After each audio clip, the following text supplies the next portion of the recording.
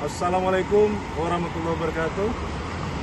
Kami menginformasikan kepada seluruh warga yang berada di wilayah Kabupaten Pidi dan sekitarnya bahwa pasca bencana banjir yang terjadi beberapa hari yang lewat, saat ini kondisi lalu lintas baik dari Banda Aceh menuju Pidi dan Pidi Jaya ataupun sebaliknya berjalan dengan aman dan lancar, dan kemudian aktivitas masyarakat sudah kembali dengan normal.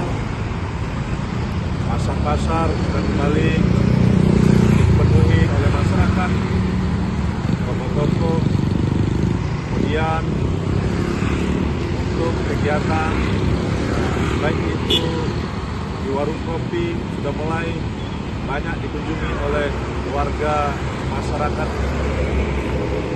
Dan perlu kami informasikan terkait dengan adanya kelangkaan BBM yang diinformasikan oleh orang-orang yang tidak bertanggung jawab. Kami yakinkan itu adalah berita hoax, bahwa kelangkaan BBM itu adalah tidak benar.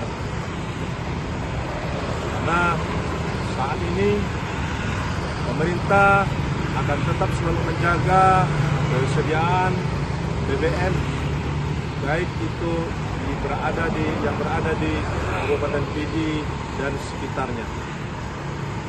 Untuk itu kami menghimbau agar masyarakat tidak panik dengan berita-berita hoax terhadap kelangkaan BBM ini.